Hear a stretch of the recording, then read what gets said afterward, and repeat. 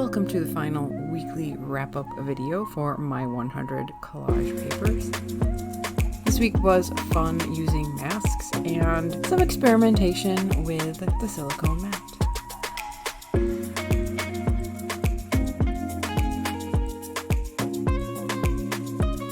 Creating this week's papers started with what became the sort of bonus paper, using cardstock to create masks, which didn't work for how I wanted to use them, but you can create an effect with paper that you cannot with plastic, as I moved on to. Plastic, it won't pick up the paint like the cardstock will when it hasn't been coated with enough paint. I received a new pair of gel plates for Mother's Day, and after not thinking through the fail I had with the cardstock, I thought, hey, this'll work. I cut some random shapes with my favorite scissors, which will be among the product links in the description. Okay, not totally random shapes. One wavy line and one organic planty shape. Something rather simple to experiment with and demonstrate some basics of using a mask on the gel plate.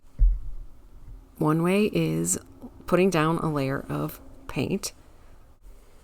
I started with my favorite Liquitex Basics. This is Hooker's Green Hue Permanent. Followed that with Brilliant Yellow Green. Sometimes my gradients look pretty good. It's never good to get something stuck on your brayer, though. To finish a gradient, I used light blue violet. After I had it smoothed out as I liked, I added my basic masks.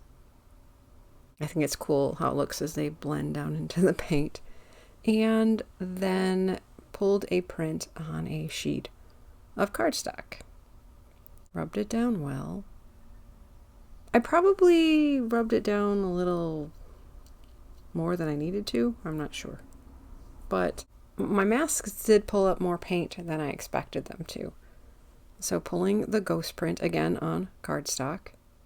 And that looks interesting. I'm not sure what happened with the blobby blue and green in a couple of places. My next color is Payne's Gray to go with my dioxazine purple. I'm using a dark layer in between two lighter color layers to give an idea of how it looks both over and beneath. Layering is still an art I am mastering. And I enjoy sharing what I'm learning as well as I enjoy sharing what I know. The third color I added is light pink. The masks again. Speed it up because we do have a lot more to cover tonight. And another pull on the original piece of cardstock. One thing I have noticed using the dioxazine purple more lately is it doesn't pull as cleanly from the plate, and I'm not sure why, but it's happening pretty consistently both with the gel plate and the silicone mat. Here is some cadmium yellow light hue and cadmium red light hue, which if you've been around a while, you know I always call it my orange, for a third layer for this layered print. Again on cardstock, and you've probably noticed me periodically cleaning off my brayer, and roll-off sheets can turn out pretty interesting too. I have also mentioned, since adding my Speedball Red Baron to my art tools, that I am really loving it. I will slow things down to show you the finished pages. I did decide that since there seemed to be a little bit of wet paint still left on my masks, that I would try to use it, in part to give this one a little more balance. And there's an awful lot of white space. It worked a little bit. particularly on the first one. And here we have it. You can see how the purple left quite a bit on the plate that picked up on the ghost print, and you can see how the purple looks with the orange over it, how the orange looks on the white. It's interesting, but it's definitely more of a practice demonstration piece than something I love and can see using. I next decided to do the same basic process, but using the silicone mat for comparison. I can't remember what my thought was on using the dark color first. I do remember that I started cutting more pieces and then decided, no, if I was comparing, I should use the same masks. But yes, not sure why I used the purple first. And I am also not impressed with the texture of the paint. One thing I do remember from using the silicone mat previously is it does give nicer, smoother prints if the paint is allowed to dry before pulling. So that might be something to try in the future. Wasn't really something I had time for when I did these. And I was also trying to compare doing the basic same thing with the two monoprinting options. I am not thrilled with this look, but as I mentioned, it can be modified. The technique can be modified to work better with the silicone mat. And if you like a little bit of a grungy look, a more textured look, you might like this the way it is.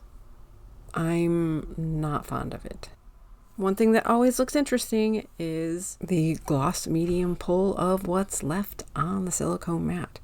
You get an interesting print and you get a clean mat. For collage paper 98, I decided to cut some new masks, loosely inspired by a video I had seen by Quirky Queens, whose name I can't think of right now, but that's who she is on YouTube. Not that my shapes came out quite like that, but I wanted to use a similar technique that I had seen part of. Okay, I saw part of the video. That sounds rude, but I wanted to cut some different organic shapes. These didn't come out great, but again, they're just free-handed. I decided to use them all different directions to minimize the amount of white showing through from the background. I did lay down a layer of my metallic for the ghost print because of how I didn't like how much white there was. So much more white there was with that one. Because the initial layers have very little to do with the final print. They just lay down texture and color that will show through. Which direction they're facing is of minimal importance. That being said, I don't think this is the ideal setup for this. It's interesting, but again, I'm not thrilled with the look. The masks are interesting. I could use them again, but I don't like collage papers with this much directionality where it looks like a plant is growing up out of a ground. But again, it's experimenting. It's learning. Part of experimenting is learning what we don't like also, or things we can work from. Would I do one quite like this again? No, but some of the techniques I used within it, absolutely. It's one of those papers where I ended up liking the results of the ghost print better than I did the original concept. And even more than the ghost print, I liked what I made with other leftovers, the best of the three. It was my first time using rice paper, and that will take some getting used to. When I first used the Baron on it, it seemed like I'd tear it. I was afraid to tear it, and it seems almost linty, pilly. It'll take some getting used to. I know there's a lot going on that is not being described, and it's going by rather quickly. It's hard with so many different papers in one video, and with the limited time I have today, to give all the details. But when I start the Wednesday project and tutorial videos after this 100 collage papers, I'll be taking the time to work through things with more details. So if you are interested, be sure to stick around for that. Important things to remember. Set your painty brayer roller side up so it doesn't dry and stick to whatever you set it on. Also, layers. Whenever you are working with pulling multiple layers at one time, each must dry completely before the next is applied or before the paper is pulled. You don't want to let that last layer dry before you put the paper on, but it does have to dry before you can pull it. I went back to the silicone mat for collage paper 99, inspired by an Instagram reel I saw of someone using a technique that I have used earlier in this 100 days, but slightly differently. And I thought that given how the silicone mat acts with the acrylic paint, I would try again more similarly to how this woman used it, but create my own look in between the two. I did start out getting too much water in my deep violet paint and decided to work with the way it was working. It was not going to work to just make interesting silicone brush strokes that I like, but I could still get some interesting marks just by playing with a brush, which turned out to be, I started to say surprisingly therapeutic, but not quite surprisingly, except in the context of I was dealing with a frustration. When that was dry, I added a layer of not so watered down Payne's gray, which is one of my favorites. After that layer was dry, I decided I would add some metallic sheen, and I decided to use my acrylic ink for this. I lay it down I squirted out blobs. I don't know. Spread it out some. I thought it looked interesting. And again, let that layer dry. For the pull layer, I used gloss medium, remembering how the matte medium could make my tissue paper pulls less translucent. Because theoretically, wet strength tissue paper should be stronger for this type of pull, I used wet strength tissue paper, which ended up completely adhered to the paint to the mat. After fighting with it for a bit, I did discover that if I stretched the mat, it would loosen up the paint and paper. If it hadn't been stretchy, I'm not sure I would have been able to save the mat. So, lesson learned. Though what survived looks pretty cool, so I may have to revisit this. Okay, friends, just having fun with layers and different items as masks for collage paper 100, which is definitely more than just one paper. So take a watch. I again use the concept of putting down layers to create a colorful background for a top layer of, in this case, yarn. I brought back many things that you have seen throughout my 100 collage papers, but the new thing I added for this one is bubble wrap. The reason I haven't used it more in the past is I don't like it to look like bubble wrap.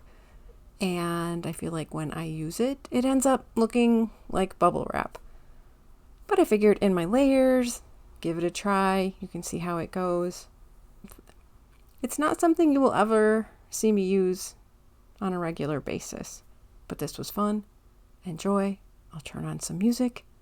And yeah, enjoy. And take a look at the technique and use what you find useful.